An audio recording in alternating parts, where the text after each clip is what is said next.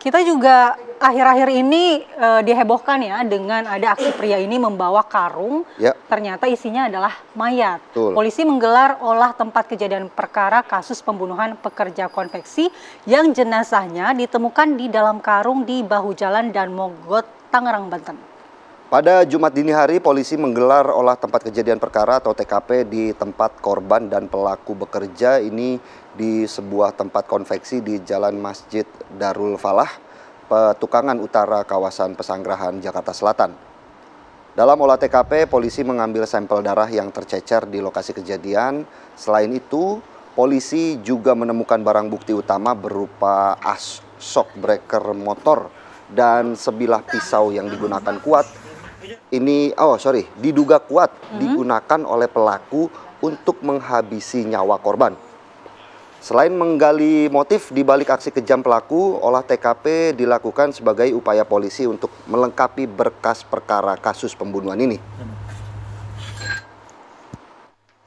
Selain membawa barang bukti pembunuhan dari lokasi kejadian, polisi juga menyita rekaman kamera CCTV di ruas Jalan dan Mogot, Batu Ceper, Tangerang yang menangkap momen ini saat pelaku membawa karung ternyata berisi jenazah korban. Iya. Kalau dilihat secara kasat mata ini kayak bawa paket gitu ya, kurir-kurir kan biasanya Ya, pakai karung. pakai Tuh. karung. Ternyata isinya adalah mayat. Nah, pemirsa, tentunya untuk mengetahui ya bagaimana update dari kasus ini, karena sudah menggelar olah TKP, pemirsa, kami akan ajak Anda untuk berbincang dengan AKBP Reonald Truli Sohu Muntal Simanjuntak selaku Kasubit Penas Polda Metro Jaya. Selamat pagi Pak Reonald Simanjuntak. Selamat pagi. Selamat pagi Mas Billy, selamat pagi Mbak Mala.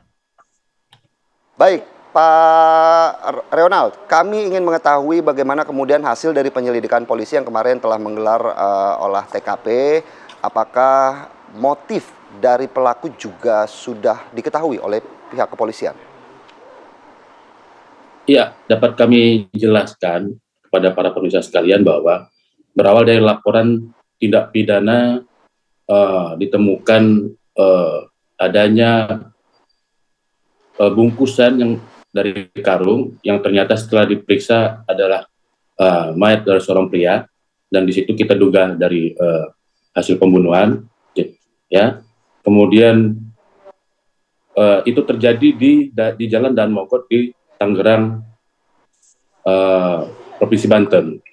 Dari situ, dari informasi masyarakat yang kami dapatkan, penyidik kemudian bekerja sama dengan penyidik di Reskrim khususnya Direktorat Subdit Jatanras dan Satreskrim Polres Metro Tangerang Kota itu bekerja sama, kemudian berhasil menemukan inisial korban dengan inisial AB atau alias A, dan melakukan pengembangan dan menemukan tersangka dengan inisial N. Dan mereka berdua ini adalah rekan kerja di rumah bordir, Mas. Dan motif atau modus operandi yang dilakukan oleh pelaku motifnya adalah sebenarnya karena kesal dan dorongan kesulitan ekonomi. Jadi pelaku sengaja membenturkan atau memukul bagian kepala belakang, kemudian dengan alat bantu shock breaker, kemudian untuk mengambil sepeda motor dari korban. Lalu korban dibungkus dengan plastik dan 3 buah karung. Kemudian pelaku membawa korban dan akhirnya membuang korban atau meletakkan korban di daerah Jalan Dan Mogot di Tangerang, Provinsi Banten. Demikian, Mas. Ya, Pak Reonald, kita kan lihat di rekaman CCTV ini pelaku membawa korban dengan menggunakan sepeda motor di jalan raya. Pada hari keberapa ini, Pak, korban tersebut atau pelaku membawa mayat dalam karung itu? Apakah pada hari pembunuhan atau memang sudah berapa hari menyimpan dan akan membuangnya? Jadi gini, terjadi perencanaan itu sekira tanggal 20 April sekitar pukul 30 pukul 13.30 waktu Indonesia Barat. Nah, di situ berawal dari pelaku ini bercerita dulu tentang masalahnya kepada korban, namun tidak ditanggapi. Dan memang beberapa kali pelaku bercerita kepada korban, memang kalau menurut keterangan dari pelaku, korban ini agak sedikit sombong atau cara bicaranya tinggi, sehingga pelaku kesal, dan karena motif ekonomi pelaku itu berkeinginan untuk menguasai motornya korban. Nah, dari situ muncul niat dan muncul rencana untuk bagaimana mengambil motor korban untuk dikuasai oleh pelaku.